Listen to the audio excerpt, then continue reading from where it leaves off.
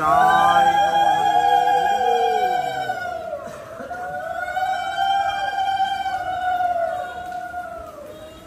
যা হোক, এসেছি যখন, তখন দু চার কথা সেই ভরসাতেই বলতে আসা। ভুল ত্রুটি নিজ বলে ক্ষমা করবেন এ আশা। শ্রীমন্দির থেকে গুন্ডিচায় এলেন। গতকাল রাত্রিবেলায় গুন্ডিচা মন্দিরে পৌঁছেছেন আমাদের জগন্নাথ। এই রথযাত্রা বাঙালি, প্রায় প্রতিটি বাঙালিরই ঘরে ঘরে কিছু না কিছু মাধ্যমে আমরা পালন করে থাকি। সে ছোট রথ বের করেই হোক, বিশেষ পুজোর মাধ্যমেই হোক, বা যেভাবেই হোক, এবং বিভিন্ন মন্দিরেও তা পালিত হয়। তবুও পুরীর মাহাত্ম্য খর্ব হয় না। প্রধান কিন্তু পুরী। কেন প্রধান পুরী? পুরুষোত্তম মাহাত্ম্যে বলছেন যে পুরাকালে ভগবান বিষ্ণু গয়াসুরকে হত্যা করেছিলেন। গয়াসুরকে হত্যা করার পর তার তো 4 হাত, ভগবানের তো চতুর্হস্ত বিষ্ণু। এই চতুর্হস্তে যে 4 অস্ত্র, শঙ্খ, চক্র, গদা, পদ্ম, এই শঙ্খকে রেখেছিলেন পুরীতে, চক্রকে রেখেছিলেন ভুবনেশ্বরে, গদাকে রেখেছিলেন রায়পুরে, আর পদ্মকে রেখেছিলেন কোণারকে। এই 4 অঞ্চল মিলে আমাদের পুরুষোত্তম ক্ষেত্র।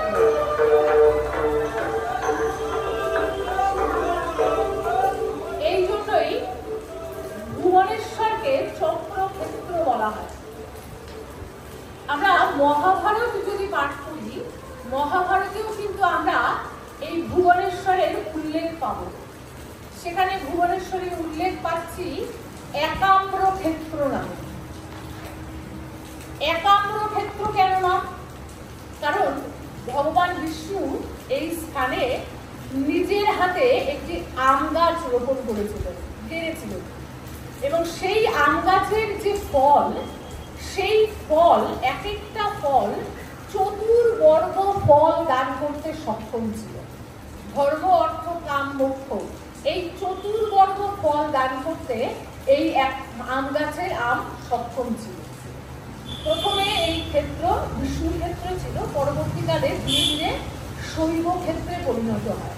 এবং আরেকটি উল্লেখযোগ্য কথা, যে এই যে ভুবনেশ্বরের লিঙ্গরাজ, এই লিঙ্গরাজ কিন্তু হরিহর বিগ্রহ, মানে একই লিঙ্গে হরি এবং হর উভয় পূজিত হচ্ছে।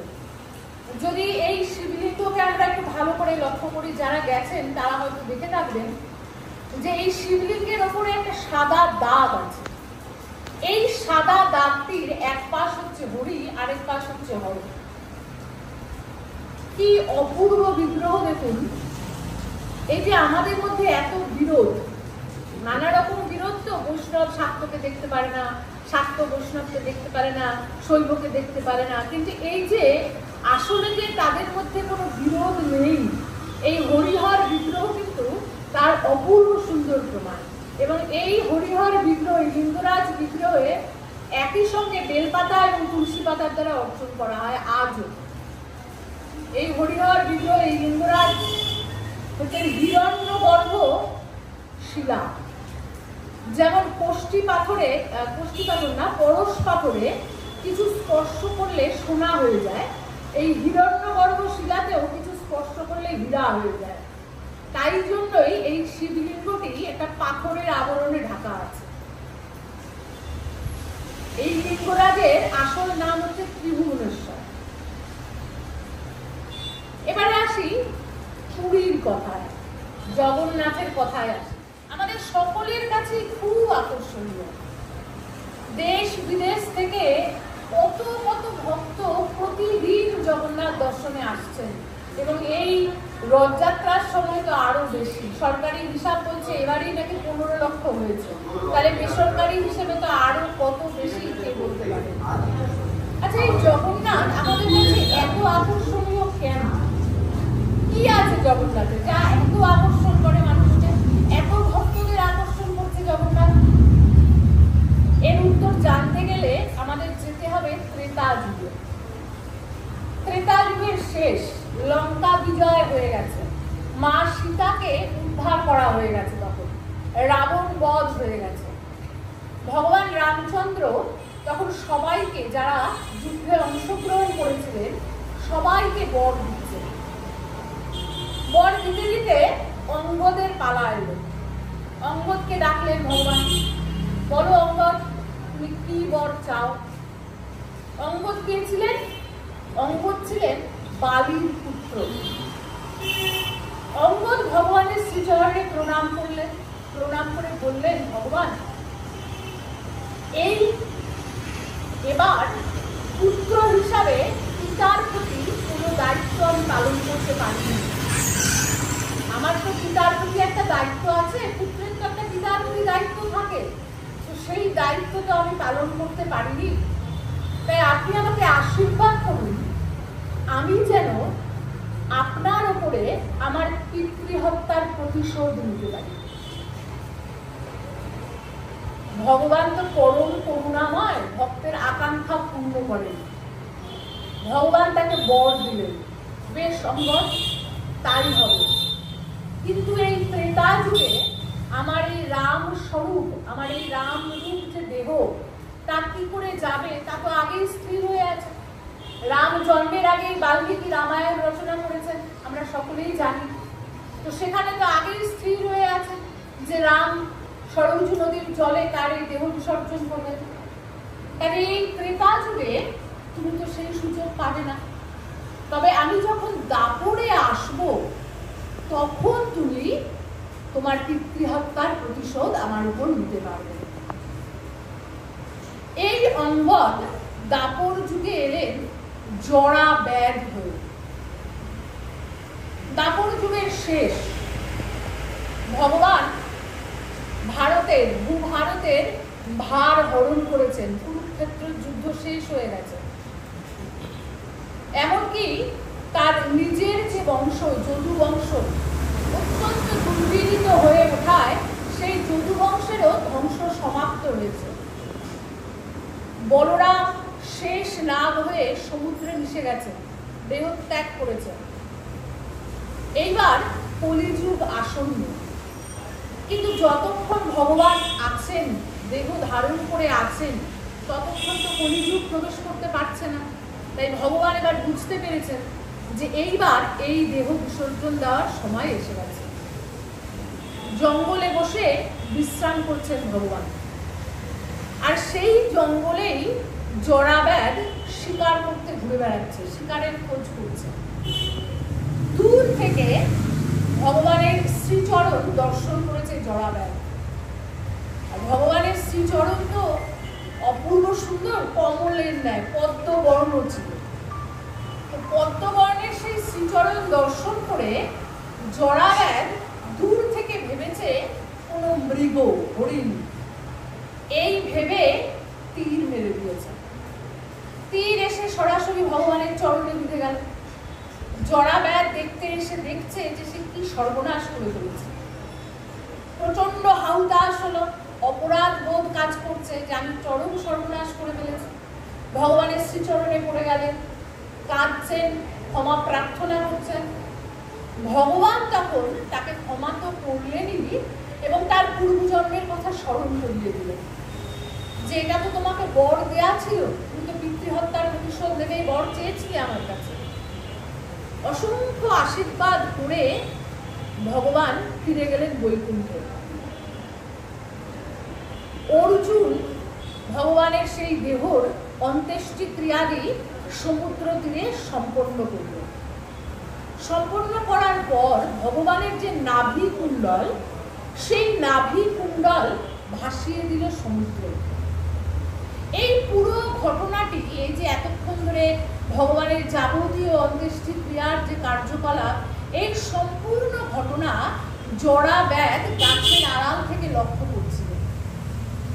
যেই না অর্জুন নাভিকুণ্ড সমুদ্রের জলে ভাসিয়ে দিল, জরাব্যাধ জলে ঝাঁপ দিল সেই নাভিকুণ্ডল নেওয়ার উদ্দেশ্যে। সমুদ্রের ঢেউয়ের আঘাতে নাভিকুণ্ডল ভেসে যাচ্ছে, তার পেছনে জরাব্যাধও সাঁতার কাটছে। কাটতে কাটতে এবং ভাসতে ভাসতে এই নাভিকুণ্ডল এসে উঠল উড়িষ্যার উপকূলে। ভাবুন, দ্বারকায় সমুদ্রের তীরে গুজরাটে অন্ত্যেষ্টিক্রিয়া সম্পন্ন হয়েছিল, সেইখানে সমুদ্রে বিসর্জন দেওয়া হয়েছিল নাভিকুণ্ড। সেই নাভিকুণ্ড সমুদ্রে ভাসতে ভাসতে এসে উঠল কোথায়? পূর্ব উপকূলে, উড়িষ্যায়। জরাব্যাধও সাঁতার কেটে উঠলেন উড়িষ্যার উপকূলে। আর এতদিন জলে ভাসতে থাকার জন্য ওই নাভিকুণ্ডল শক্ত হয়ে নীল পাথরে রূপান্তরিত হয়েছে। জরাব্যাধ সেই নীল পাথর একটি বিগ্রহে স্থাপন করে সেই বিগ্রহের পূজাদি করতে শুরু করলেন উড়িষ্যায় এক পাহাড়ের ওপরে, জঙ্গলের ভেতরে। এই বিগ্রহের নাম হলো নীলমাধব। যারা পুরী দর্শন করতে গেছেন তারা যাবেন অবশ্যই, পুরী থেকে 3 ঘন্টা লাগে যেতে। এখনো সেই নীলমাধব মন্দির পাহাড়ের ওপরে 51টা সিঁড়ি অতিক্রম করে যেতে হয়। এই নীলমাধব পুজো করছেন জরাব্যাধ সবর জাতি। দেখতে দেখতে বছর পার হয়ে গেল। ইতিমধ্যে তখন পুরীতে রাজা হলেন রাজা ইন্দ্রদ্যুম্ন। রাজা ইন্দ্রদ্যুম্নকে একদিন স্বপ্নে নীলমাধব দর্শন দিলেন। স্বপ্নে নীলমাধবকে দর্শন করে রাজা ইন্দ্রদ্যুম্ন মুগ্ধ হয়ে গেলেন। চারিদিকে খোঁজ করতে শুরু করলেন যে কোথায় এই অপরূপ বিগ্রহের দর্শন পাওয়া যাবে, ভগবানের এই অপরূপ বিগ্রহ কোথায় গেলে দেখতে পাওয়া যাবে। রাজা অস্থির হয়ে গেলেন দর্শন করবার জন্য। চারিদিকে খোঁজ করছেন, লোক পাঠিয়েছেন, কোথাও খোঁজ পাওয়া যাচ্ছে না। এমন সময় রাজার এই ব্যক্তিগতা দেখে দেবর্ষি নারদ এসে উপস্থিত হলেন রাজসভায়। দেবর্ষি নারদ ইন্দ্রদ্যুম্নকে জানালেন কোন দিকে গেলে এই নীলমাধব বিগ্রহের দর্শন পাওয়া যাবে, এবং তিনি আরো বললেন যে এই নীলমাধব বিগ্রহ এখন পুজো করছেন সবররাজ বিশ্বাবসু, কিন্তু বিশ্বাবসু কাউকেই এই বিগ্রহ দর্শন করতে দেন না। তাই আপনি আপনার রাজসভায় যে রাজ পুরোহিত আছেন বিদ্যাপতি, তাকে পাঠান, বিশ্বাবসুর কাছে তাকে পাঠান খোঁজ করতে নীলমাধবের। দেবর্ষি নারদের কথা শুনে যথারীতি রাজা ইন্দ্রদ্যুম্ন বিদ্যাপতিকে পাঠালেন। বিদ্যাপতি গিয়ে উপস্থিত হলেন সবররাজ বিশ্বাবসুর রাজ্যে। উপস্থিত তো হলেন, কিন্তু নিজের পরিচয় কিন্তু প্রকাশ করলেন না। নিজের পরিচয় প্রকাশ না করে তিনি বিশ্বাবসুর একমাত্র কন্যাকে বিবাহ করলেন। বিবাহ করে তিনি সেই কন্যার মাধ্যমে রাজা বিশ্বাবসুর কাছে আবেদন করলেন নীলমাধব দর্শন করার জন্য। একমাত্র মেয়ের আবদার, জামাইও একমাত্র, যতই রাজা হোক, প্রথমে তো বাবা পিতৃহৃদয়, মেয়ের আবদার তো বাবা ফেলতে পারলেন না। রাজি হলেন যে হ্যাঁ দর্শন করাবেন, কিন্তু একটা শর্তও রাখলেন। কি শর্ত? না, বিদ্যাপতির চোখ বেঁধে নিয়ে যাওয়া হবে, অর্থাৎ কোন রাস্তা দিয়ে গেলে মন্দিরে যাওয়া যাবে সেই রাস্তাটা কিন্তু তিনি দেখাতে চাই। এবার বিদ্যাপতিও তো কম বুদ্ধিমান নয়, সে তো এই উদ্দেশ্যেই এসেছে। বিদ্যাপতি সঙ্গে নিলেন বিশেষ একটা গাছের বীজ। উদ্দেশ্য কি? না, এই বীজগুলো ছড়াতে ছড়াতে যাব, তাহলে এই বীজগুলো পড়লে সেখানে সেখানে গাছ হবে, সেই গাছ দেখে দেখে রাস্তা চিনতে চিনতে যাব, তাহলে সেই রাস্তা আমার মনে থাকবে, ওই রাস্তা দিয়ে আমি রাজা ইন্দ্রদ্যুম্নকে আনতে পারবো। যথারীতি গিয়ে পৌঁছালেন বিদ্যাপতি। মন্দিরের সামনে পৌঁছানোর পর বিদ্যাপতির চোখ খুলে দেওয়া হলো। বিদ্যাপতির চোখ খুলে দেওয়ার পর বিদ্যাপতি দেখলেন যে সেখানে একটা কুণ্ড রয়েছে। কুণ্ড, একটা জলাশয়। হঠাৎ দেখছেন একটা আশ্চর্য কাণ্ড। কি? একটা কাক কোথা থেকে উড়ে এসে ঝুপ করে ওই কুণ্ডের জলে আত্মবিসর্জন দিল। আর যেই না আত্মবিসর্জন দিল, সঙ্গে সঙ্গে চতুর্ভুজ নারায়ণ স্বরূপে হাওয়ায় মিলিয়ে গেল, বাতাসে মিলিয়ে গেল। এই দৃশ্য দেখে বিদ্যাপতি বুঝতে পারলেন যে এই কুণ্ডটি কিন্তু মুক্তি কুণ্ড। এই কুণ্ডের নাম রোহিণী কুণ্ড। যাই হোক, বিদ্যাপতি তো নীলমাধব দর্শন করলেন। দর্শন করার পর যথারীতি রাজা ইন্দ্রদ্যুম্নর কাছে খবর গেল। রাজা ইন্দ্রদ্যুম্ন তার সৈন্য সামন্ত নিয়ে সবররাজ বিশ্বাবসুর রাজ্য আক্রমণ করলেন। সবররাজ বিশ্বাবসুর সৈন্য সংখ্যা খুব বেশি তো ছিল না, তাই যা হওয়ার তাই হলো। বিশ্বাবসু ইন্দ্রদ্যুম্নর কাছে হেরে গেল। ইন্দ্রদ্যুম্ন জয়লাভ করলেন ঠিকই, কিন্তু নীলমাধব দর্শন করতে পারলেন না, কারণ ইতিমধ্যেই নীলমাধব অন্তর্হিত হয়েছে। নীলমাধব দর্শন করতে না পেরে ইন্দ্রদ্যুম্নর মনে প্রচন্ড দুঃখ হল। তিনি ভীষণ হতাশ হলেন। এইরকম অবস্থায় একদিন রাত্রিবেলা রাজা ইন্দ্রদ্যুম্নকে স্বপ্ন দেখালেন নৃসিংহদেব ভগবান। ভগবান নৃসিংহদেব রাজা ইন্দ্রদ্যুম্নের স্বপ্নে এসে তাকে নির্দেশ দিলেন যে তুমি 1,000 অশ্ব দিয়ে অশ্বমেধ যজ্ঞ করো। রাজা ইন্দ্রদ্যুম্ন স্বপ্নাদেশ অনুযায়ী 1,000 অশ্ব জোগাড় করলেন। জোগাড় করে অশ্বমেধ যজ্ঞ করলেন। এই যে 1,000 অশ্ব জোগাড় করা হলো অশ্বমেধ যজ্ঞের জন্য, সেই অশ্ব যেখানে বেঁধে রাখলেন এবং এই যজ্ঞে ব্রাহ্মণদের দান দেওয়ার জন্য অসংখ্য গো মাতাদের আনা হলো, তাদেরকেও ওই একই জায়গায় বেঁধে রাখা হলো। এদের খুঁড়ে সেই জায়গাটা গর্ত হয়ে গেল এবং এদের প্রস্রাবে সেই গর্তটা ভর্তি হয়ে গেল। তৈরি হলো একটা সরোবর, যার নাম ইন্দ্রদ্যুম্ন সরোবর। পুরীতে যে পঞ্চতীর্থে স্নান করতে হয় তার মধ্যে অন্যতম এই ইন্দ্রদ্যুম্ন সরোবর। বেশ, রাজা ইন্দ্রদ্যুম্ন যথারীতি অশ্বমেধ যজ্ঞ করলেন। অশ্বমেধ যজ্ঞ শেষে আবির্ভূত হলেন নৃসিংহদেব। নৃসিংহদেব আবির্ভূত হয়ে রাজাকে বললেন যে সমুদ্রে দারু ব্রহ্ম ভেসে আসবে, সেই দারু ব্রহ্ম দিয়ে তুমি 3টি বিগ্রহ বানাবে যা বিষ্ণুর স্বরূপ হবে। এক বিগ্রহ হবে জগন্নাথ, এক বিগ্রহ হবে বলরাম, আরেক বিগ্রহ হবে সুভদ্রা।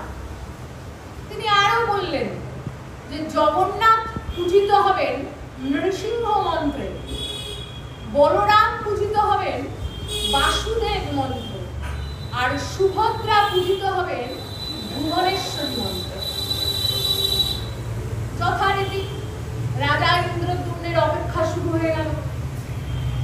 কিছুদিন অপেক্ষার পর যথারীতি রাজার কাছে খবর এলো যে সমুদ্রের জলে কাঠ ভেসে এসেছে, দারু ব্রহ্ম ভেসে এসেছে। রাজা আদেশ করলেন সেই দারু ব্রহ্মকে তুলে রাজসভায় আনবার জন্য। আশ্চর্যের ব্যাপার, হাজার চেষ্টা করেও কেউ সেই কাঠকে তুলে আনতে পারছে না। রাজা পালোয়ান পাঠালেন, সেই পালোয়ানরাও সেই কাঠ আর তুলে আনতে পারছে না রাজসভায়। কি করে আসবে সেই কাঠ? আবার দৈবাদেশ হলো। রাজা আবার আদেশ পেলেন। কি আদেশ পেলেন? না, বিশ্বাবসুকে আর বিদ্যাপতিকে খবর পাঠাও। বিশ্বাবসু আর বিদ্যাপতি এসে যদি ওই কাঠ তুলে, তবেই সেই কাঠকে রাজসভায় নিয়ে আসা সম্ভব। যথারীতি রাজা তাই করলেন। বিশ্বাবসু এবং বিদ্যাপতি এসে সেই কাঠ রাজসভায় নিয়ে এলো। এবার বিগ্রহ নির্মাণের পালা। চারিদিকে খবর পাঠানো হলো। সমস্ত কর্মকার যারা বিগ্রহ নির্মাণ করে সবাইকে ডেকে পাঠানো হলো যে কে বিগ্রহ নির্মাণ করবে। কিন্তু কারোরই ওই ছেনি, যেটা দিয়ে কাঠ কাটা হবে, সেই ছেনি আর কাঠে বসছে না। কেউ সক্ষম হলেন না সেই কাঠে সেই ছেনি লাগাতে।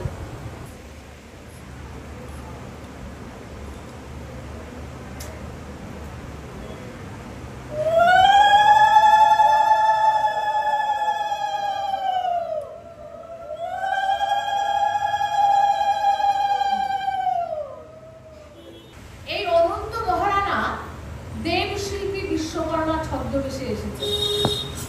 তিনি দায়িত্ব নিলেন, কিন্তু তিনি শর্ত রাখলেন। কি শর্ত? না, তাকে রাজার বাগানে একটা কুটিয়া করে দিতে হবে। সেই কুটিয়াতে তিনি 21 দিন ধরে বিগ্রহ বানাবেন, কিন্তু এই 21 দিনে কেউ দেখতে যেতে পারবে না। তিনি দরজা বন্ধ করে কাজ করবেন, কিন্তু দরজা খুলে কেউ দেখতে যেতে পারবে না যে বিগ্রহ কত দূর হলো। যদি কেউ দেখতে যায়, কেউ যদি দরজা খুলে ফেলে, তাহলে বিগ্রহ যে অবস্থায় থাকবে, যদি অর্ধ সমাপ্তও থাকে, তাহলে সেই অবস্থাতেই বিগ্রহ রেখে তিনি চলে যাবেন। রাজা রাজি হলেন এই শর্তে। তাকে একটা কুটিয়া তৈরি করে দেওয়া হলো। তিনি কাজ শুরু করলেন। রাজা ইন্দ্রদ্যুম্নের রানীর নাম ছিল গুন্ডিচা। মহারানী গুন্ডিচার কিছুতেই আর তর সইছে না। বিগ্রহ কত দূর হলো, হচ্ছে কিনা, আর কত দেরি হবে, এর জন্য রানীর আর কিছুতেই তর সইছে না। তিনি রোজ যান বাগানে। বাগানে গিয়ে তিনি ওই কুটিয়ার দরজায় দাঁড়িয়ে কান পেতে শোনেন যে ভেতরে কি কাজ হচ্ছে। সাহস পান না দরজা খোলার, কিন্তু কান পেতে শোনেন যে ভেতরে ঠক ঠক ঠক ঠক শব্দ হচ্ছে। আশ্বস্ত হন যে না, ঠিক আছে, কাজ হচ্ছে, চলে আসেন। এই করতে করতে 20 দিন পেরিয়ে গেছে। 20তম দিন সেদিন। 20 দিনের দিন রানী গুন্ডিচা যথারীতি গেছেন, গিয়ে সেই কুটিয়ার দরজায় কান পেতেছেন। কান পেতে শুনছেন যে ভেতরে তো কোনো শব্দ হচ্ছে না, কোনো আওয়াজ নেই। তাহলে কি হলো? কাজ কি বন্ধ হয়ে গেল? এবার তার নানা রকম মাথায় খেয়াল আসছে। অনন্ত মহারানা, অনেক বয়স, তাহলে কি তিনি মারা গেলেন? তিনি কি বেঁচে আছেন তো আদৌ ভেতরে? এইরকম নানা আশঙ্কা গুন্ডিচা দেবীর মনে আসছে। আর থাকতে না পেরে রানী করলেন কি, দরজা খুলে ফেললেন। 20তম দিনের দিন রানী দরজা খুলে ফেললেন। যেই না রানী দরজা খুললেন, দরজা খুলে রানী দেখছেন যে 3টি অর্ধ সমাপ্ত বিগ্রহ পড়ে আছে। বিগ্রহ তো হয়েছে, কিন্তু তাদের হাত পা তৈরি হয়নি তখন। তাই 3টি অর্ধ সমাপ্ত বিগ্রহ পড়ে আছে, কিন্তু অনন্ত মহারানা নেই, অদৃশ্য হয়ে গেছে। এইবার তো অনুশোচনায় হায় হায় পরিস্থিতি, যে আমি কি করলাম, চরম সর্বনাশ হয়ে গেল। বিগ্রহ তো অর্ধ সমাপ্ত হইল, কি হবে এখন? অর্ধ সমাপ্ত বিগ্রহ তো প্রতিষ্ঠা করা যাবে না, কি হবে? যখন এরকম পরিস্থিতি, তখন রাজা আবার স্বপ্নাদেশ পেলেন, দৈবাদেশ হলো যে না, এই কলিযুগে আমি এই রূপেই অবস্থান করব। বিগ্রহ অর্ধ সমাপ্ত হয়নি, আমি এই যুগে এইভাবেই অবস্থান করব। বিশ্বাবসুর কাছ থেকে সেই যে নাভিকুণ্ডটি ছিল নীল হয়ে যাওয়া পাথর, সেই নাভিকুণ্ড, সেই ব্রহ্ম নিয়ে আসা হলো। নিয়ে এসে তার যথাযোগ্য মর্যাদায় পুজো করে জগন্নাথের বিগ্রহের ভেতরে স্থাপন করা হবে এবং জগন্নাথ, বলরাম, সুভদ্রাকে প্রতিষ্ঠা করা হবে। প্রথমে রাজা ইন্দ্রদ্যুম্নের রাজপ্রাসাদের ভেতরেই একটি ছোট মন্দির করে প্রতিষ্ঠা করা হয়েছে। কিন্তু আর একরকম থাকে না, বিভিন্ন সময়ে বিভিন্ন প্রাকৃতিক কারণে বা বাহ্যিক নানান কারণে আক্রমণে সেই মন্দির কিন্তু পরিবর্তন হতে হতে আমরা আজকের এই শ্রীমন্দির দেখতে পাই। এই যে ব্রহ্ম, ভগবান শ্রীকৃষ্ণের নাভিকুণ্ডল, যা জগন্নাথ বিগ্রহ স্থাপন করা হয়েছিল, সেই নাভিকুণ্ডল কিন্তু আজও আছে। সাক্ষাৎ ভগবানের নাভিকুণ্ডল আছে বলেই জগন্নাথ আমাদের কাছে আজও এত আকর্ষণীয়। প্রতি 12 বছর অন্তর, যে বছর আষাঢ় মাস মল মাস হয়, সে বছর নবকলেবর হয়। এই নবকলেবরে নতুন শ্রীবিগ্রহ নির্মিত হয় এবং পুরনো শ্রীবিগ্রহকে মহাবিশ্রাম দেওয়া হয়, মানে মহাসমাধি দেওয়া হয়। আর এই যে নবকলেবরে যে নতুন বিগ্রহ নির্মিত হয়, এই নতুন বিগ্রহে কিন্তু পুরনো বিগ্রহের ভেতর থেকে থেকে এই ব্রহ্ম বের করে আবার প্রতিস্থাপন করা হয়। একজন বৃদ্ধ পুরোহিত, যে পুরোহিতেরা জগন্নাথের সেবা করেন, তার মধ্যে বয়স্ক পুরোহিত এই কাজটি করেন। আজও সেই রাত্রে, যে রাত্রে কাজ করা হয়, সেই রাত্রে পুরীর লাইট অফ করে দেওয়া হয় এবং একমাত্র সেই পুরোহিতই চোখ বেঁধে এই কাজ, এই পুজোটি করেন এবং তারপর সেই পুরোহিত কিন্তু বেশি দিন বেঁধে থাকেন না। এই কারণে জগন্নাথ আমাদের এত এত এত আকর্ষণীয়। জগন্নাথের অনেক উৎসব, তার মধ্যে অন্যতম শ্রেষ্ঠ উৎসব আমাদের এই রথযাত্রা উৎসব। এই আষাঢ় মাসের শুক্লপক্ষের দ্বিতীয়া তিথিতে এই রথযাত্রা উৎসব অনুষ্ঠিত হয়। এই রথ নির্মাণের জন্য কাঠ সংগ্রহ কিন্তু শুরু হয় সরস্বতী পুজোর দিন।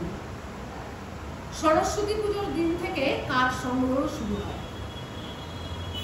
মূলত রনসর জঙ্গল থেকেই এই কাঠ সংগ্রহ করা হয় আর রথ নির্মাণ কাজ শুরু হয় অক্ষয় তৃতীয়ার দিন।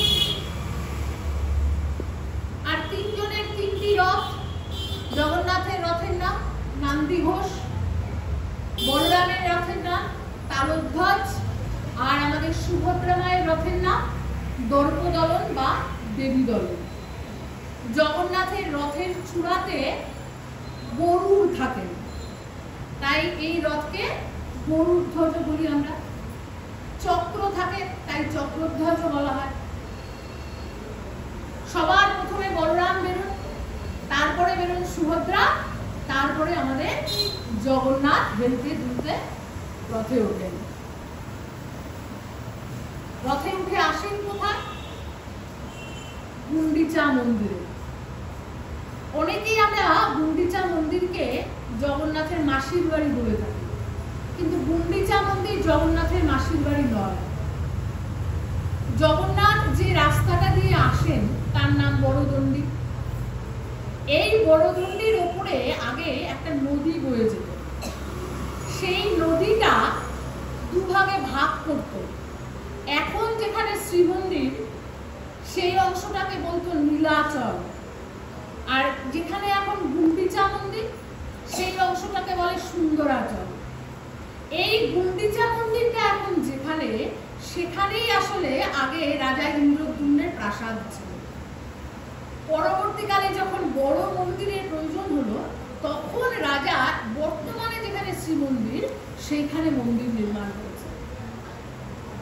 এই শ্রীমন্দির থেকে বেরিয়ে রথে উঠে এই গুন্ডিচা আসার আগে পর্যন্ত ওই নদীর তীরে অর্ধাশনী দেবীর মন্দির আছে।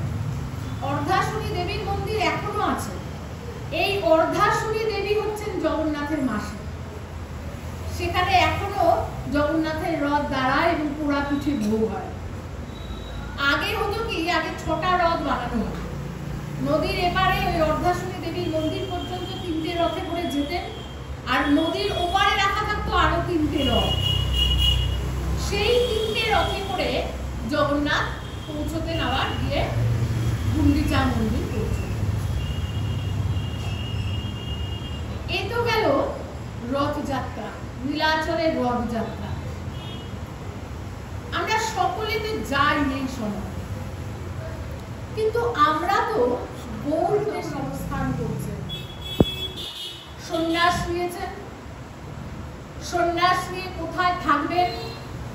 মায়ের কাছে আজ্ঞা নিলেন, মাকে জিজ্ঞাসা করলেন যে মা, তুমি বলো আমি কোথায় থাকলে তুমি সুখী হবে?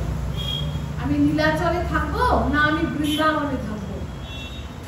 মা বললেন তুমি নীলাচলে থাকো। কেন? না, তুমি যদি নীলাচলে থাকো, আমার এই বাংলা থেকে লোকজন যাবে, তাদের কাছে আমি তোমার খবর পাবো। কিন্তু বৃন্দাবন তো অনেক দূর, তখন তো আর এত যাতায়াত ব্যবস্থা ভালো ছিল না, সবই পায়ে হেঁটে যেতে হতো। কোথায়? না নীলাচলে।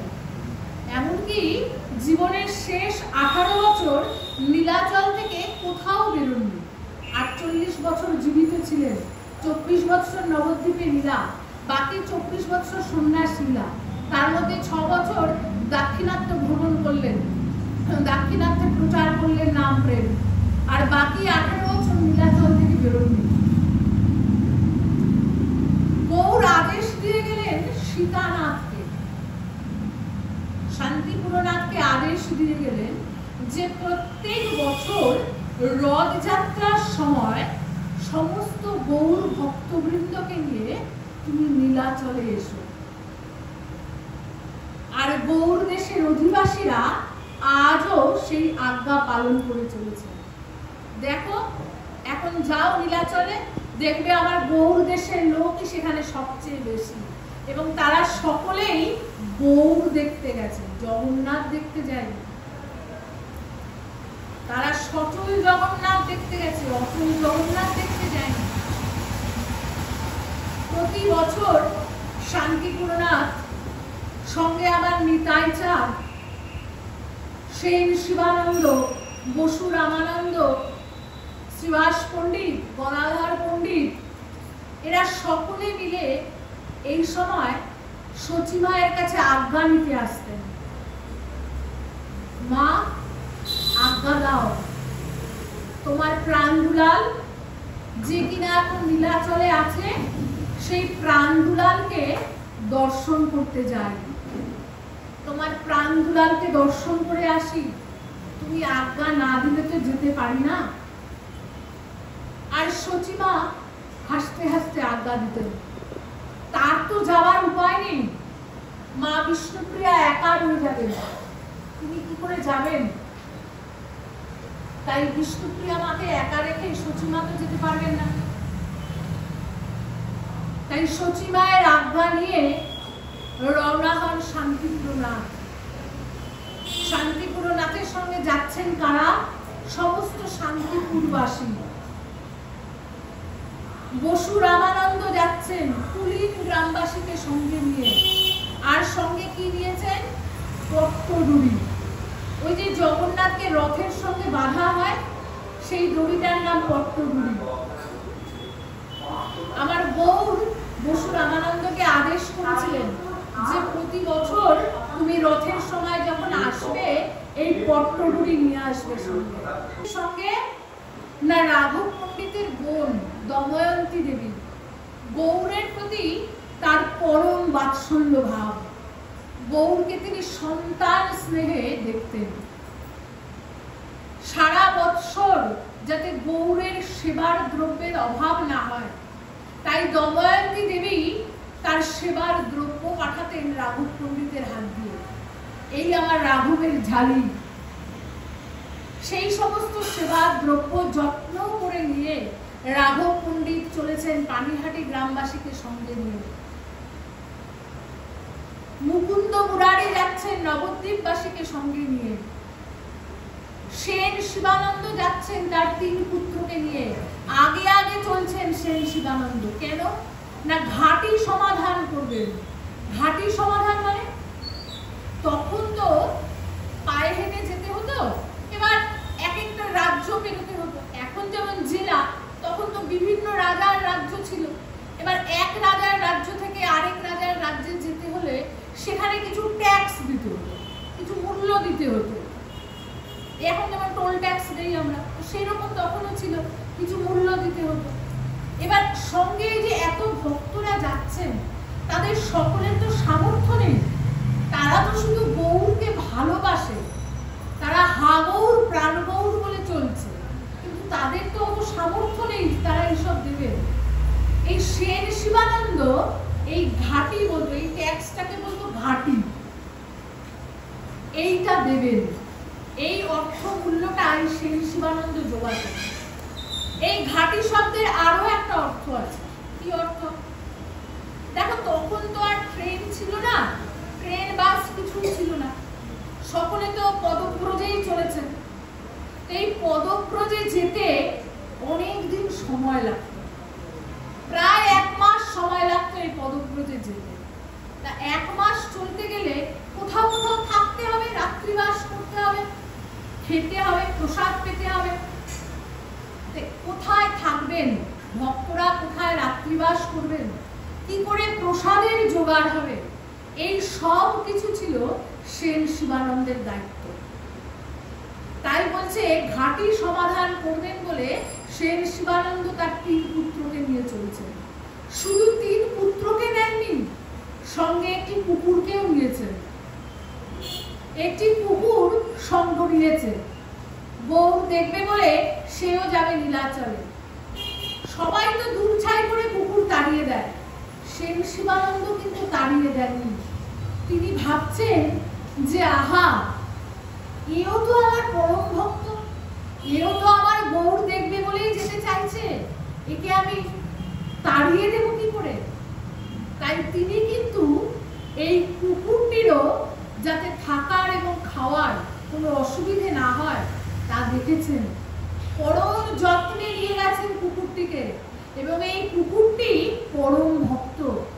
গৌর দর্শন করে কৃষ্ণ বলতে বলতে দেহত্যাগ করেছেন এই কুকুরটি নীলাচল ধামে। সমস্ত গৌর ভক্তরা হা গৌর প্রাণ গৌর একবার দেখা দাও বলতে বলতে যাচ্ছে। তাদের সকলের চোখে জল পড়েছে প্রতি বছর নীলাচলে আসতে। গৌরের এই নাম প্রচার কার্য ছেড়ে প্রত্যেক বছর নীলাচলে আসতে গৌর নিতাইচাঁদকে মানা করেছে। কিন্তু প্রেমের স্বাভাবিক ধর্ম কি? প্রেমের স্বাভাবিক ধর্ম হলো সর্বদাই সে তার প্রেমাস্পদকে দেখতে চায়,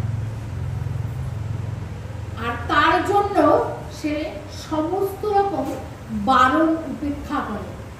এমনকি যদি স্বয়ং প্রেমাস্পদ না করে যে থাক তোমার আসার দরকার নেই, প্রেমিক কি আটকায়?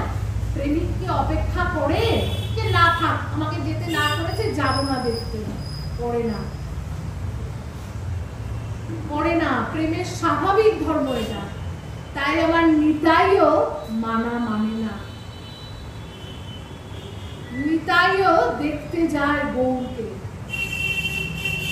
এখন এখানে প্রশ্ন হচ্ছে যে গৌর আমার স্বয়ং ভগবান, তার ইচ্ছা বিনে একটা পত্রও তো নড়তে পারে না, তাহলে তিনি নিতাই চাঁদকে বারণ করেছেন, অথচ নিতাই যাচ্ছেন কি করে?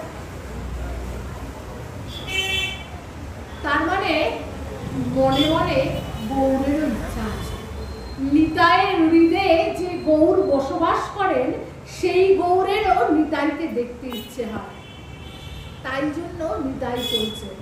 সবার আগে আমার অদ্বৈত প্রভু আর আমার নিতাই চাঁদ চলেছেন নাচতে নাচতে। এই করতে করতে তারা এসে পৌঁছালেন 18 নালা। আগে পুরীতে ঢুকতে হলে এই 18 নালার পথেই ঢুকতে হতো। 18 নালার একটু সংক্ষিপ্ত পরিচয় বলি, যদিও আপনারা সকলেই জানেন, তবু আরেকবার বলি। রাজা ইন্দ্রদ্যুম্নের 18টি পুত্র সন্তান ছিল, কিন্তু তারা সকলেই অসম্ভব দুরাচারী ছিল। এতই দুরাচারী যে রাজা ইন্দ্রদ্যুম্নের মনে ভীষণ দুশ্চিন্তা ছিল যে এই দুরাচারী পুত্ররা তার মৃত্যুর পর কি করে রাজ্য শাসন করবে এবং তাদের শাসনে প্রজাদের কি পরিস্থিতি হবে। তখন জগন্নাথেরই এক লীলায় রাজা ইন্দ্রদ্যুম্ন রানী গুন্ডিচার এক দাসীর প্রতি আকৃষ্ট হয়, এবং সেই দাসীর গর্ভে রাজা ইন্দ্রদ্যুম্নের একটি পুত্র সন্তান জন্মায়, তার নাম তনুদ্ভব। এই তনুদ্ভব কিন্তু সমস্ত সৎ গুণের দ্বারা গুণান্বিত ছিলেন। তাই যেহেতু তিনি সৎ গুণের দ্বারা গুণান্বিত ছিলেন, রাজা ইন্দ্রদ্যুম্ন বুঝতে পেরেছেন যে একমাত্র এর হাতেই রাজ্য সুরক্ষিত থাকবে। তাই তিনি এই তনুদ্ভবকে তার পরবর্তী রাজা বলে বেছে নিয়েছিলেন, এবং এই তনুদ্ভবের হাতে রাজা ইন্দ্রদ্যুম্নের 18টি ছেলে মারা যান। তখন জগন্নাথ আদেশ করেন যে এই 18টি ছেলেকে 18টি নালা কেটে তার মধ্যে যেন দাহ করা হয়, এবং তার ওপর দিয়ে একটা যাওয়া আসার রাস্তা তৈরি করে দিতেন, ওই রাস্তা দিয়ে যত ভক্তরা পুরীতে আসবে জগন্নাথ দর্শন করতে, তাদের পদধূলি পদরেণু পেয়ে এই 18টি পুত্র সন্তানের সদ্গতি লাভ হবে। এই জায়গাটির নাম 18 নালা। আজও আছে, কিন্তু এখন সেই দিক দিয়ে আর ঢোকা হয় না পুরীতে। এখন নতুন রাস্তা হয়ে গেছে, ট্রেন যেহেতু যায় সেহেতু আলাদা জায়গা দিয়ে যাওয়া হয়। কিন্তু গৌড়ের সময় এই 18 নালার ওপর দিয়েই কিন্তু যেতে হতো। স্বরূপ জিজ্ঞাসা করলেন, স্বরূপ দামোদর জিজ্ঞাসা করলেন, প্রভু কি হলো, তুমি চমকে উঠলে কেন?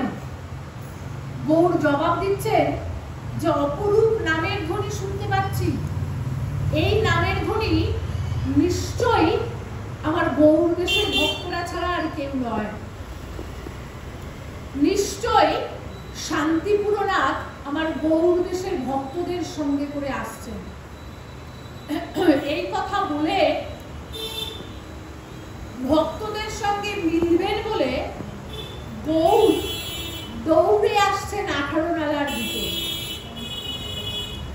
বাবাজি মশাই আস্বাদন করছেন যে আমার গৌড় রাজ্যের বিপরীত রীতি। কেমন বিপরীত রীতি? না, আমরা এতদিন জানতাম যে নদ নদী সাগর পানে দৌড়য়। আজ দেখছি সাগর যাচ্ছে নদ নদীর সঙ্গে মিলিত হওয়ার জন্য।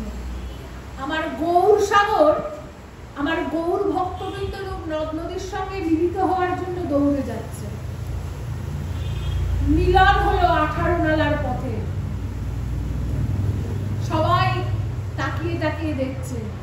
গৌর অপলক দৃষ্টিতে তাকিয়ে আছেন, দেখছেন ওই অদ্বৈত প্রভু, ওই তার নিতাই, ওই তার গদাধর, সকলে এসেছেন। এই মিলনে যে কি সুখ তা একমাত্র তারাই উপভোগ করতে পেরেছে। আর উপভোগ করছে কারা? গুরু কৃপায় যারা গৌরলীলা আস্বাদন করতে পারে। আমার মতো অভাগার সেই সুখ নেই। এর পরদিন রাঘব পণ্ডিত সেই যে দময়ন্তী দেবী বিভিন্ন দ্রব্য পাঠিয়েছেন, সেই দ্রব্য গৌরকে দেবেন।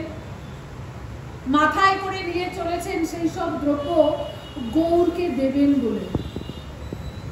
কত কি যে দময়ন্তী দেবী পাঠিয়েছেন তার ঠিক নেই।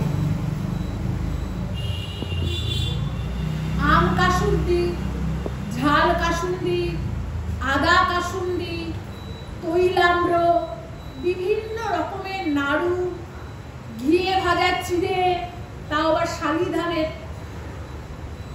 তারপরে শুক্তা যাতে গৌড়ের অম্বল না হয় সেই চিন্তা করে, এইরকম নানাবিধ দ্রব্য যাতে সারা বছর গৌড় সেটা ভোগ করতে পারে। গঙ্গা মাটি পাঠিয়েছেন, সহজ করে গৌড়ের হাতে লাগবে গঙ্গা মাটি দিতে। এমনি এমনি পাঠাননি যে এক খাবলা গঙ্গা মাটি তুলে পাঠিয়ে দিলাম, তা করেননি। কিভাবে পাঠিয়েছেন? গঙ্গা মাটি তুলে সেই গঙ্গা মাটিকে ছেনেছেন যাতে তাতে কোনো শক্ত দানা না থাকে। গৌড়ের তো হাত খুব কোমল, যাতে সেই কোমল হাতে ব্যথা না লাগে। সেই গঙ্গা মাটিতে মিশিয়েছেন নানা সুগন্ধি দ্রব্য, কর্পূর, গোলাপ জল মিশিয়ে কৌটো ভরে পাঠিয়েছেন গঙ্গা মাটি। দেখো সেবার কি অনুভূতি। সেবা তো আমরা সকলেই করি, আমাদের সকলেরই বাড়িতে বিগ্রহ আছে, চিত্রপট আছে, সেবা করতে চেষ্টা করি। কিন্তু সেবা করা কাকে বলে, এইগুলো আস্বাদন করলে আমরা এগুলো শিখতে পারি, জানতে পারি যে সেবা করা কাকে বলে। সেবার জন্য এই যে আকুলতা, এই যে ভাব, এরই তো নাম সেবা। ভগবানের কি অন্য কিছু প্রয়োজন হয়? প্রয়োজন হয় না তো। ভগবান কি পান? আমাদের ভাব, ভাবগ্রাহী জনার্দন, এই জন্যই তো বলে ভগবান দেখেন ভক্তের ভাব, ভক্তের আকুলতা। তুমি কত দামি জিনিস দিলাম, আমি কত দামি জিনিস ভগবানকে অর্পণ করছি, এটা ভগবান দেখেন না। কারণ ভগবানের তাতে কোনো প্রয়োজন নেই। ভগবান দেখেন আমার ভাবটা, যে তাকে এই জিনিসটা দেওয়ার মধ্যে আমার ভালোবাসা আছে না আমার অহংকারের বহিঃপ্রকাশ আছে, সেইটা দেখেন। তাই ভাবটাই সবচেয়ে বেশি জরুরি।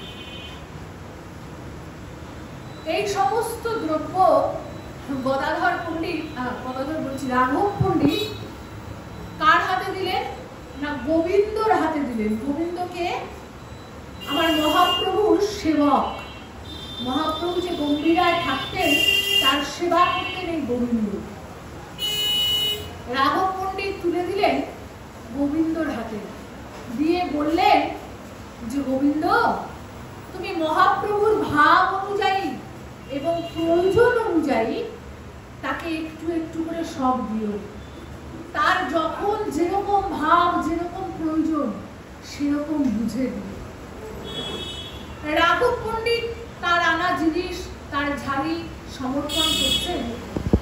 দূরে দাঁড়িয়ে আছে শ্রীধর পণ্ডিত। এই শ্রীধর পণ্ডিত নবদ্বীপ বাজারে থোর মোচা বিক্রি করতেন। আর আমার গৌর সুন্দর প্রতিদিন তার কাছ থেকে এই থোর মোচা কিনে কিনে খেতেন। তারপর তো যথারীতি গৌর আমার সন্ন্যাসী হয়ে চলে গেলেন। শ্রীধর পণ্ডিত কিন্তু তা জানতেন না যে গৌর সন্ন্যাসী হয়ে চলে গেছে। শ্রীধর পণ্ডিত রোজ অপেক্ষা করেন, আজ নিশ্চয়ই গৌর আসবে, আজ নিশ্চয়ই একবার আমার হাত থেকে কেড়ে নেবে। রাস্তার দিকে তাকিয়ে থাকেন, এই বোধহয় এলো, এই বোধহয় এলো, না আজ তো এলো না, আজ আসেনি, কাল তাহলে ঠিক আসবে। প্রতিদিন অপেক্ষা করেন শ্রীধর পণ্ডিত। তারপর একদিন জানতে পারলেন যে গৌর সন্ন্যাস নিয়েছেন এবং নীলাচলে অবস্থান করছে।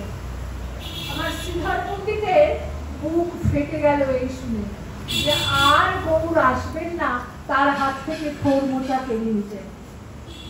তাই যখন তিনি খবর পেলেন যে সকলে যাচ্ছে নীলাচলে গৌর দর্শনে, তিনিও কটা থোর মোচা নিয়ে সকলের সঙ্গে এসেছেন গৌরকে দেবেন বলে।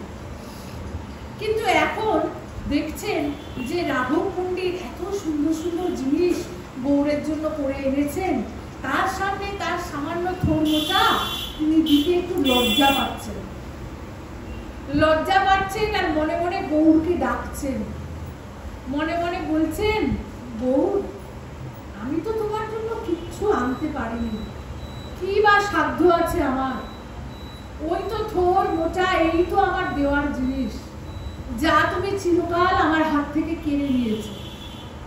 আজকে কি কেড়ে নিতে আসবে না? একবার কি এসে কেড়ে নেবে না আমার হাত থেকে? তার পরক্ষণেই আবার তার মনে হচ্ছে যে না না, আমি তো তোমাকে নবদ্বীপে থাকতে ইচ্ছে করে দেইনি, তাই জন্যই বোধহয় তুমি আমার উপর রাগ করে নবদ্বীপ ছেড়ে চলে এসেছো না নীলাচলে। আমি কখনো ইচ্ছে করে দেইনি, সব সময় তোমার কেড়ে নিতে হতো, তাই বোধহয় তুমি রাগ করে চলে এসেছো নবদ্বীপ ছেড়ে। এখন আর কেড়ে নিতে হবে না, আমি বরং নীলাচলে থাকবো, আমি রোজ তোমাকে থোর মোচা দেব, কেড়ে নিতে হবে না। তবু তুমি একবার এসে দর্শন দাও, একবার এসে আমাদের সামনে দাঁড়াও, একবার তোমার সেই রূপ দর্শন করি, যে রূপ দর্শন করে আমরা পাগল হয়েছিলাম, যেই রূপ দর্শন করে আমরা আর ভুলতে পারিনি, আমরা আর সংসারে যেতে পারিনি, যার নামে ঘরের বাহির করে, বাবাজি মশাই আস্বাদন করছেন, যার নাম ঘরের বাহির করে তার রূপ কেমন একবার দেখি, একবার দাঁড়াও সে আমাদের সামনে, একবার তো দর্শন করি। দেখো এই পার্শ্বদরা, এরা তো সকলেই গৌর পার্শ্বদ, সকলেই দর্শন করছেন প্রতি মুহূর্তে। তাদের বিরহ আসলে প্রতিক্ষণের বিরহ, কারণ তাদের অন্তরে গৌর থাকে। এবং এই নীলাচল ধামে গিয়েও তাদের যে গৌর দর্শন হয়নি তা তো না, তাদের কিন্তু গৌর দর্শন হয়েছে, কিন্তু তবুও তাদের মনে তৃপ্তি নেই, তাদের মনের সেই খিদে কিন্তু মিটছে না। স্বরূপ দামোদরকে আর রায় রামানন্দকে বলছেন যে আমি আজ রাত্রে এক অপরূপ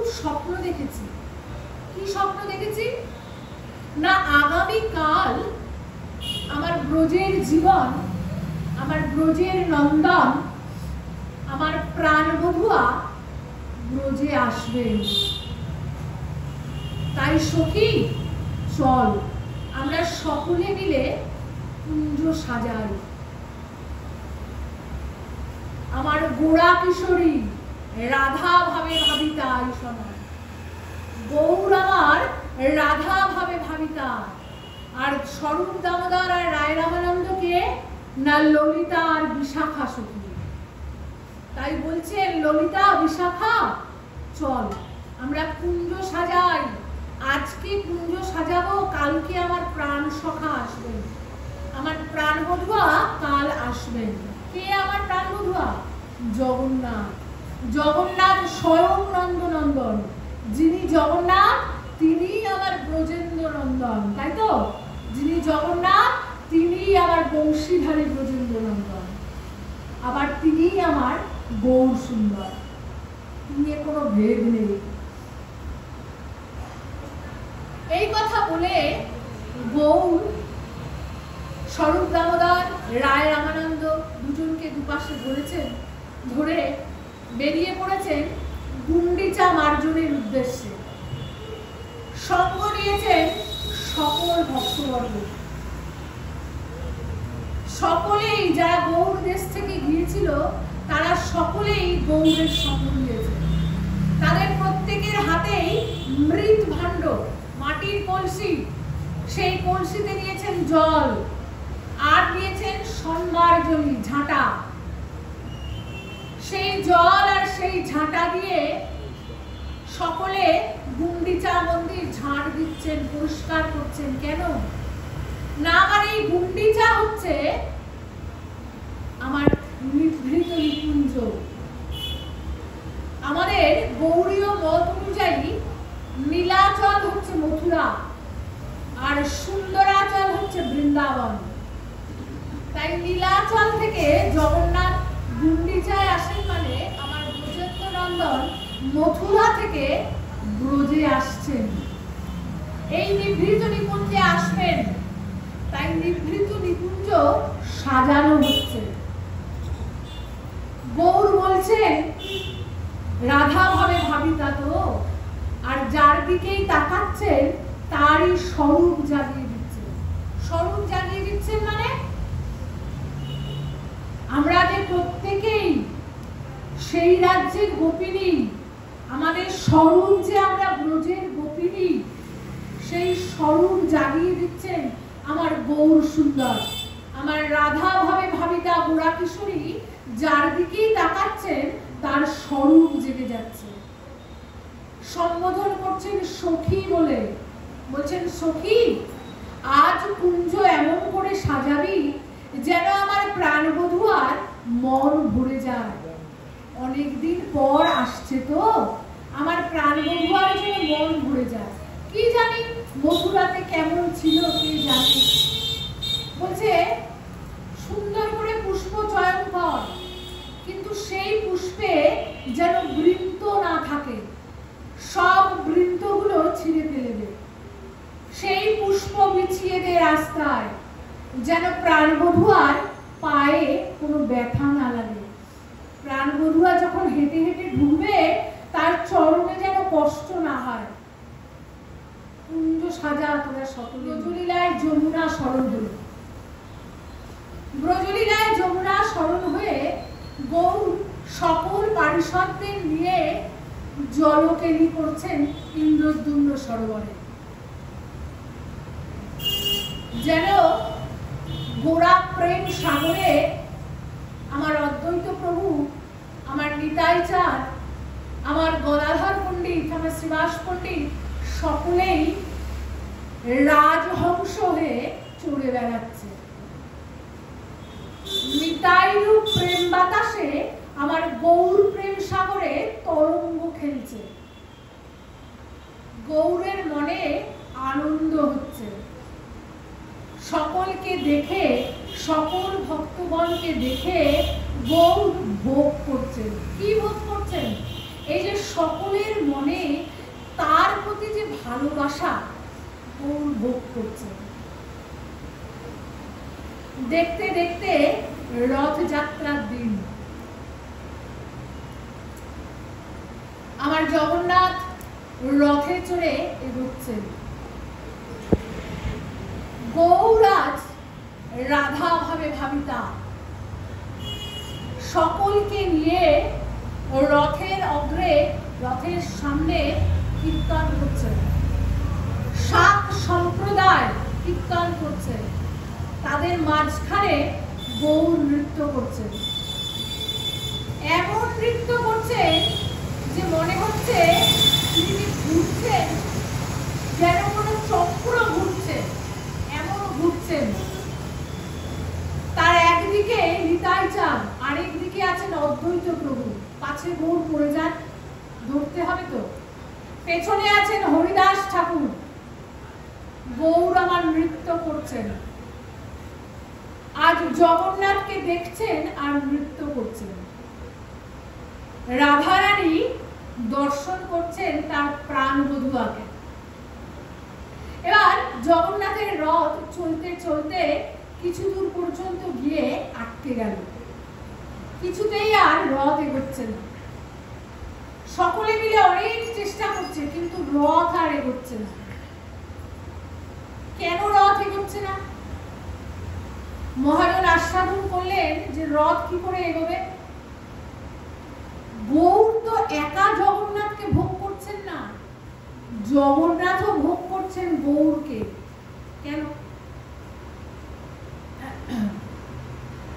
ব্রজে একবার ভগবান দর্পণে নিজের প্রতিবিম্ব দেখে ফেলেছেন। নিজের প্রতিবিম্ব দেখে ভগবান নিজে অবাক হয়ে গেছেন। জানে এত সুন্দর দেখতে কে? জিজ্ঞাসা করছেন। সকলে বলছে আরে এ তো তুমি, চিনতে পারছো না?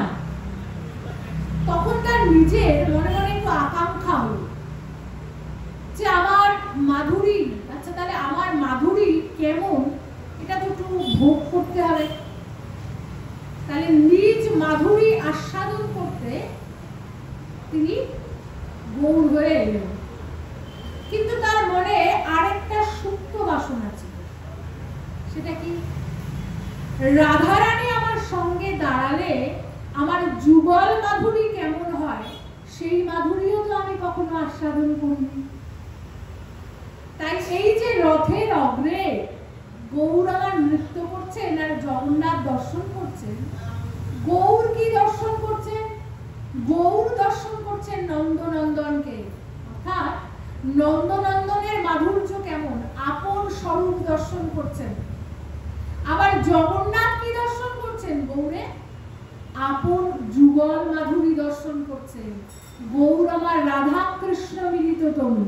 তাই জগন্নাথ গৌরে দর্শন করছেন আপন যুগল মাধুরী। রাধারানী আমার পাশে এসে দাঁড়ালে আমার রূপ মাধুরী কেমন হয়, তাই দর্শন করছেন জগন্নাথ। এবং সেটাও দর্শন করছেন কি করে? বিপরীত রূপে। কেমন বিপরীত রূপে? গৌরে তো আমার রাধারানী আছেন, কিন্তু আবরিত রূপে আছেন। কিন্তু এইখানে গৌর দেখছেন জগন্নাথকে কিভাবে? রাধা আবেশে দর্শন করছেন। এই জগন্নাথও ভোগ করছেন গৌরকে, গৌরও আস্বাদন করছেন জগন্নাথকে। তাই জগন্নাথ ভাবছেন যে এই আস্বাদন আমি যদি গুন্ডিচায় প্রবেশ করে যাই তাহলে তো আর হবে না। তাই যতক্ষণ পারি রাস্তায় থাকি আর আস্বাদন করি। তাই রথ চলছে না। সচলকে আস্বাদন করবেন বলে অচল নিজেকে অচল করে রেখেছেন, তাই রথ নড়ছে না। সামনে থাকলে জগন্নাথ তো যাচ্ছেন না, তাই গৌর গেলেন রথের পেছনে। পেছনে গিয়ে নিজ মস্তক দিয়ে রথকে ফেলতে শুরু করলেন। আর মনে মনে বলছেন, প্রাণ বধুয়া এতদিন পরে এলে যখন, রাস্তাতেই থাকবে, নিকুঞ্জে কি আসবে না? তার এই প্রার্থনায় রথ আবার চলতে শুরু করল। জগন্নাথ ভাবে ভরা হয়ে ধীরে ধীরে গুন্ডিচার দিকে অগ্রসর হতে শুরু করলেন। উৎসব। রথের দুদিন পর এই টোটা গোপীনাথ উৎসব। নিতাই চাঁদকে তো বারণ করেছেন, নিতাই চাঁদ তো বারণ শোনেননি। নিতাই চাঁদ এসে লুকিয়ে আছেন এক বাগানে। মনে মনে ইচ্ছা যে গৌর এসে আমায় ডেকে নিয়ে যাবেন, গৌর আসলে আমায় খুঁজে নিয়ে যাবেন। সেখানে বসে তিনি ধ্যানে বসে আছেন। গৌর তো মনে মনে ডাক পেয়ে গেছেন। গৌর গিয়ে উপস্থিত হয়েছেন সেই বাগানে। সেই বাগানে উপস্থিত হয়ে দেখছেন যে নিতাই আমার ধ্যান করছেন। ধ্যানমগ্ন নিতাইকে গৌর পরিক্রমা করছেন। এখন এখানে বাবাজি মশাই আস্বাদন করছেন খুব সুন্দর যে গৌর কাকে পরিক্রমা করছেন, নিতাই চাঁদকে না নিজেকে পরিক্রমা করছেন? কেন? কারণ নিতাই চাঁদের অন্তরে তো গৌর। নিতাই চাঁদ যার ধ্যান করছে সে তো আমাদের গৌর। তাহলে গৌর পরিক্রমা করছে নিতাই চাঁদের অন্তরে জাগরিত গৌরকে। নিজেকে পরিক্রমা করার এই রকম সুযোগ আর পাবেন না বলে নিজেকেই পরিক্রমা করছে। এমন সময় নিতাই চাঁদ প্রাণে প্রাণে টের পেলেন যে তার যার ধ্যান করছি সেই ধ্যান বস্তু, সেই ধ্যেয় বস্তু আমার সামনে উপস্থিত। চোখ মেলে তাকালেন নিতাই, দুজনের মিলন হলো। গৌর আমার নিতাইয়ের স্তুতি করছেন। নিতাইয়ের স্তুতির ছলে জগৎবাসীকে জানাচ্ছেন যে নিতাই আর গৌর অভিন্ন তত্ত্ব, কেউ আলাদা নয়। আর এটাও জানাচ্ছেন যে নিতাইকে আমি একটু গোপনেই রাখতে চাই, তাই আমি না জানালে জগৎবাসী নিতাইকে চিনতে পারবে না। এমনকি ভবিষ্যতেও নিতাই আবরিতই থাকবেন বেশি, নিতাইয়ের আবরণই থাকবে বেশি। আবার নিতাই চাঁদও গৌরের স্তুতি করছেন। স্তুতির ছলে জগৎবাসীকে জানাচ্ছেন যে এই কলিযুগে একমাত্র উপাস্য আমার শ্রীকৃষ্ণ চৈতন্য, অন্য কোনো উপাস্য নাই। এত মিষ্টি ভগবান কলিযুগে আর কেউ নেই। এইবার নিতাই চাঁদ গেলেন গদাধর পণ্ডিতের সঙ্গে দেখা করতে। গদাধর পণ্ডিত তখন টোটা গোপীনাথের সেবা করেন। টোটা গোপীনাথের সেবা পূজার দায়িত্ব গদাধর পণ্ডিতের। সেই গদাধর পণ্ডিতের সঙ্গে নিতাই চাঁদের ভারী প্রীতি। আর প্রীতি হবে নাই বা কেন? গদাধর পণ্ডিত হলেন আমার রাধা স্বরূপ, আর নিতাই চাঁদ হলেন অনন্ত মঞ্জুর। চৈতন্য চরিতামৃত বলছে 1 মান চাল। তো সেই চাল গদাধর পণ্ডিতের হাতে দিয়ে তিনি বললেন, নিতাই চাঁদ বললেন যে গদাধর তুমি রান্না করে গোপীনাথের ভোগ দাও, আজ এখানে প্রসাদ পাবো। আর কি আনলেন? আর এনেছেন একটা বস্ত্র। সেই বস্ত্র কার জন্য? না আমাদের গোপীনাথের জন্য। গোপীনাথের পোশাক হিসাবে একটা বস্ত্র এনেছেন। চিরকালই তো তিনি সাজিয়েছেন আমার বলরাম, আমার শেষ অবতার। কৃষ্ণ বলার পরে যা কিছু থাকে কৃষ্ণের, সবই আমার বলরাম। তেমনি গৌর বলার পর গৌরের যা কিছু থাকে সবই আমার নিতাই। গদাধর পণ্ডিত রান্না করবেন, শাক তুলছেন। ওই টোটা গোপীনাথ মন্দিরে কেউ গুনেনি, এমনি এমনি কিছু শাক হয়েছে। তো সেই শাক তুলছেন রান্না করবেন বলে। আর তার সঙ্গে তেঁতুল পাতার টক রান্না করবেন।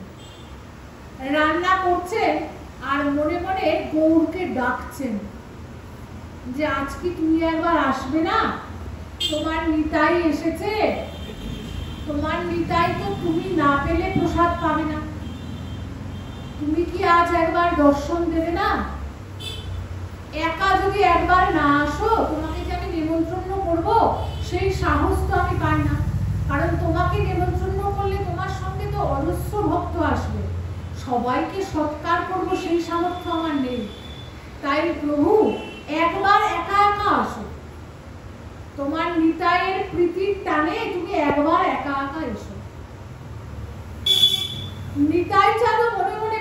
বলছেন,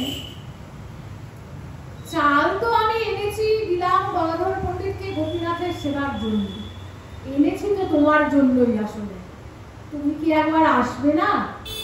তোমার গদাধরের রান্না, গোপীনাথের প্রসাদ, তুমি কি আজ একবার আসবে না? দর্শন কি দেবে না একবার? নিতাই আর গদাধরের এই প্রেমের টান, যাদের হাতে বেচা কেনা, রাধারানী আর অনঙ্গ মঞ্জুরি, তাদের টানে মহাপ্রভু কি আর থাকতে পারে? এসে উপস্থিত হয়েছেন টোটার দ্বারে, টোটা গোপীনাথ মন্দিরের দরজায় এসে উপস্থিত হয়েছেন। উপস্থিত হয়ে গদাধরের নাম ধরে ডাকছেন, গদাধর পণ্ডিতের নাম ধরে ডাকছেন। আর সেই ডাক শুনে গদাধর পণ্ডিতের সারা শরীরে যেন আনন্দের শিহরণ খেলে গেল। গদাধর পণ্ডিত দরজা খুলে সসম্মানে গৌরকে ভেতরে নিয়ে এলেন। গৌর অনুযোগ করছেন যে, গদাধর, তোমার এই কেমন ব্যবহার? তোমরা দুজনে মিলে গোপনে ভোগ করবে? তোমাদের এই আজকের আয়োজনে আমার কেন নিমন্ত্রণ নেই? আর তুমি যদি নিমন্ত্রণ নাও করো, তবুও এতে আমার অধিকার আছে। কেন অধিকার আছে? কারণ আমার নিতাইয়ের তণ্ডুল আনা, নিতাইয়ের আনিত তণ্ডুল, তাতে তোমার রন্ধন এবং গোপীনাথের প্রসাদ। তোমরা যদি আমাকে দিতে নাও চাও, আমি কেড়ে নেব, এতে আমার অধিকার আছে। গোপীনাথের প্রসাদ হলে সম্পূর্ণ প্রসাদ গদাধর পণ্ডিত মহাপ্রভুর সামনে ধরে দিলেন। মহাপ্রভু বললেন যে, চলো আজ আমরা তিনজন একসঙ্গে পাবো, তুমি তিন ভাগ করো, আমরা একসঙ্গে বসে আনন্দ সহকারে পাবো। তিনজনে মিলে বসে আনন্দ সহকারে গোপীনাথের প্রসাদ ভোগ করলেন।